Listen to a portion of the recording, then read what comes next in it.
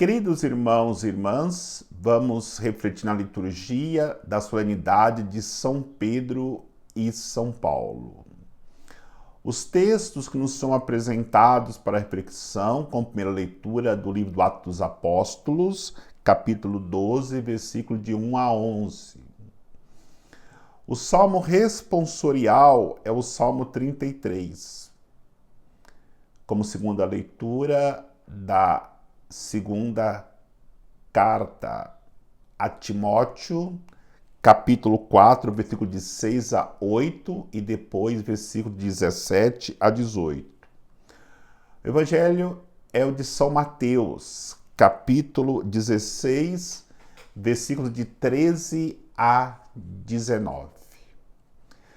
São Pedro e São Paulo são conhecidos como as duas grandes colunas da igreja. São Pedro, que se encarregou de evangelizar os judeus convertidos ao cristianismo. Era o grande apóstolo institucional. Agora, São Paulo foi aquele que evangelizou os pagãos, aqueles que nunca tinham ouvido falar de Deus. Era o apóstolo missionário. Esses dois grandes apóstolos serão para nós, na liturgia da palavra de hoje, referências para que possamos refletir na necessidade da conversão do nosso coração, para que também nós possamos exercer o nosso apostolado.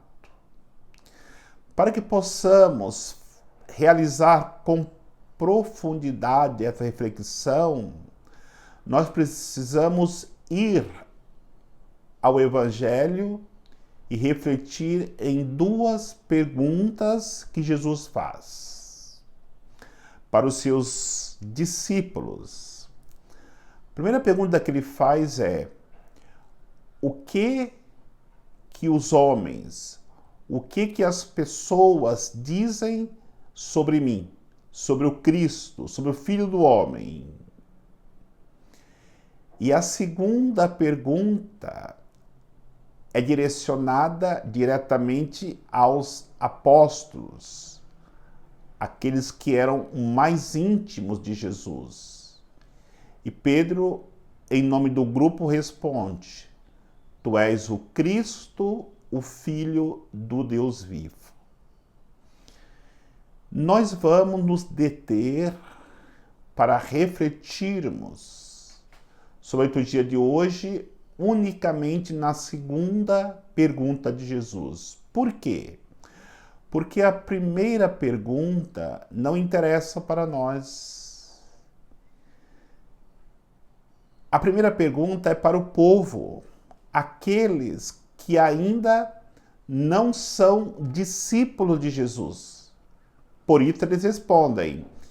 Eles dizem que é João Batista, que é Elias, o antigo profeta.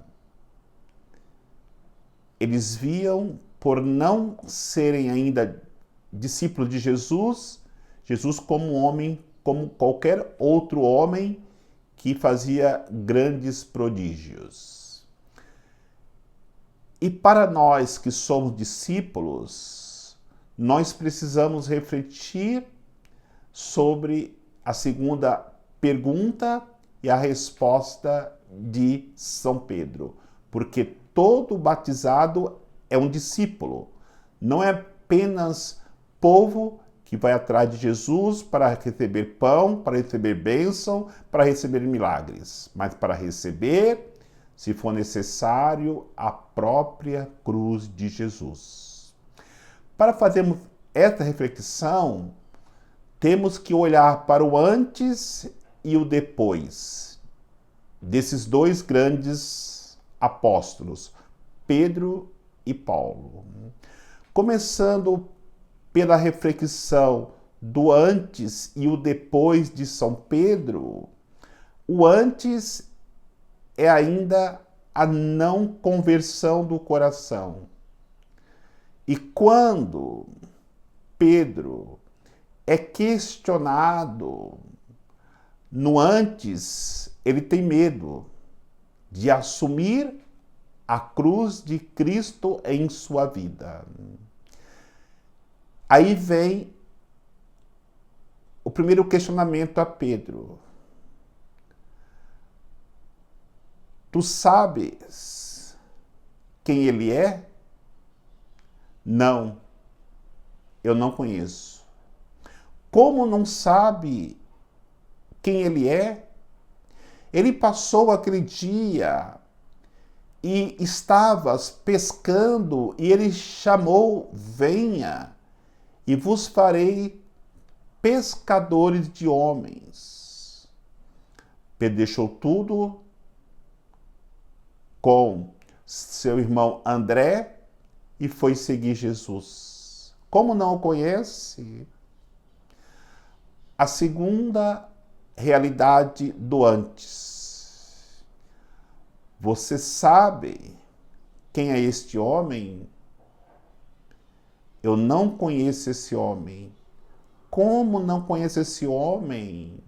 Há pouco tempo estavas com ele na ceia, banqueteando com ele. Você comeu com ele.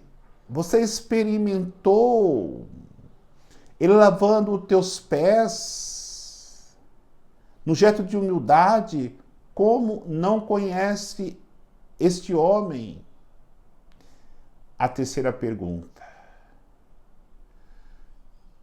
O seu modo de falar, o seu jeito, dá para entender que também tu eras, ou tu é um deles. Eu não sei de quem está falando. Como não sabe de quem está falando? Você, Pedro, que somos cada um de nós que nos colocamos na figura de Pedro hoje. Você viu os milagres dele. Você viajou em muitas viagens missionárias com ele. Como não conhece este homem de quem está falando? O antes da nossa conversão nos leva ao medo da cruz e, consequentemente, negarmos a Jesus. Mas o mais importante é nós ficarmos com o depois de Pedro. E a primeira leitura de hoje mostra que a confiança de Pedro, depois da conversão do seu coração, não está mais nele. Vai dizer que a comunidade estava reunida em oração e rezava para Pedro, que estava preso, que estava com as correntes aprisionando. O Senhor enviou o seu anjo para libertar Pedro. Pedro nem acreditava no que estava acontecendo. As cadeias caíram, ele pôde ficar livre para poder depois cumprir a sua missão que Jesus havia prometido para ele. Tu és Pedro, e sobre esta pedra edificarei a minha igreja, e as portas do inferno não poderá prevalecer sobre ela. Aí que precisamos entender na nossa vida. Não confiarmos em nós mesmos, mas na igreja que reza por nós, para que Deus possa enviar o seu anjo e nos libertar de toda a opressão.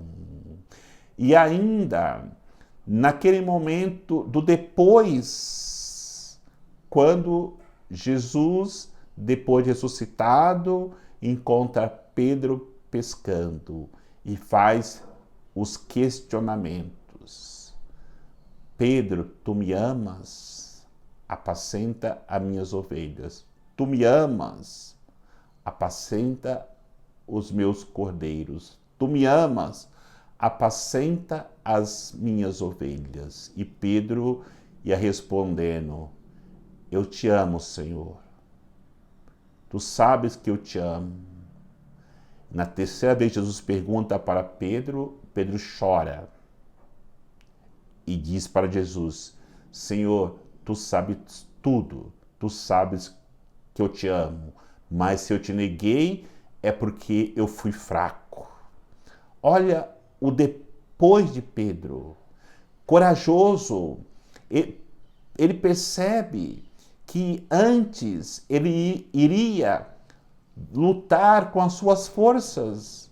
Agora não, ele conhece a sua debilidade, ele chora por quê? Porque quando Jesus pergunta se ele o ama, ele olha para a sua miséria, da sua incapacidade por si mesmo de responder este amor e chora dizendo, Senhor, tu sabes que eu te amo e porque agora eu não vou mais com a minha força, mas é o teu amor que me sustenta para que não possa me negar mais e comprometer-me profundamente com o teu amor. Aí encontramos também, na segunda leitura, o antes e o depois de São Paulo. O antes de São Paulo era perseguir os cristãos. Ele ia de casa em casa para arrastar os cristãos para serem espancados. Lembramos de Estevão, onde estava lá quando era ainda Saulo e aprovou a lapidação, a morte de Estevão. Ele perseguia a igreja, ele ia para Damasco perseguir a igreja de Cristo que estava nascendo. Ele perseguia o próprio Cristo. Foi quando ele teve um encontro com Jesus no caminho de Damasco e Jesus pergunta para ele, Saulo, por que me persegues? Quem és, Senhor? E Jesus se apresenta para ele como Cristo. Naquele exato momento, com a queda de Paulo, termina o antes e ele entra no depois. A conversão. Não é mais uma pessoa revoltada com o cristianismo, mas se torna uma pessoa comprometida com o cristianismo, com a fé. E aí, hoje ele diz para nós, quando ele se dirige a Timóteo, combati o bom combate, guardei a fé e agora espero a coroa que o justo juiz prometeu me conceder. É o depois de Paulo. Ele combateu o bom combate. Ele sabe que ele fez aquilo que ele tinha que fazer para poder deixar-se conquistar por Cristo e não só se conquistar por Cristo, mas conquistar a vida eterna. E de tal maneira, este homem viveu depois que vai dizer, não sou eu que vivo, é Cristo que vive em mim. Paulo deixou-se aniquilar-se para que todas as suas ações, para que todas as suas obras, para que toda a sua vida não transparecesse mais o homem limitado, o homem fraco, o homem pecador, que era Paulo antes da conversão, mas se apresentasse na sua própria vida o Cristo. Ele se tornou a própria figura de Cristo no seu trabalho evangelizador. E aí, quando ele faz essa experiência, tudo neste mundo pede o sentido para ele se não está inserido no Cristo. Então ele vai dizer: tudo neste mundo eu tenho como perca, tenho como esterco, porque eu ganhei a maior das riquezas, a única que tem valor, Cristo em minha vida. Queridos irmãos e irmãs, nessa solenidade de São Pedro e São Paulo, rezemos pelo nosso Santo Padre, o Papa Francisco, que hoje é Pedro, que combate o bom combate, que tem as chaves. E como a igreja rezava para que Pedro saísse da prisão que estava, nós, como igreja, devemos rezar também pelo Santo Padre, o Papa Francisco, porque ele tem muitas prisões que procura tirar dele esse vigor para poder evangelizar e anunciar o reino de Deus. Nós somos estes que vamos hoje, como igreja, rezar por ele, para que todas as cadeias do mal que o inimigo lança sobre ele caiam por terra e Deus envie o seu anjo para que ele possa continuar a sua missão, testemunhando Jesus como Salvador de toda a humanidade. Que o Senhor nos abençoe, em nome do Pai, do Filho e do Espírito Santo. Amém.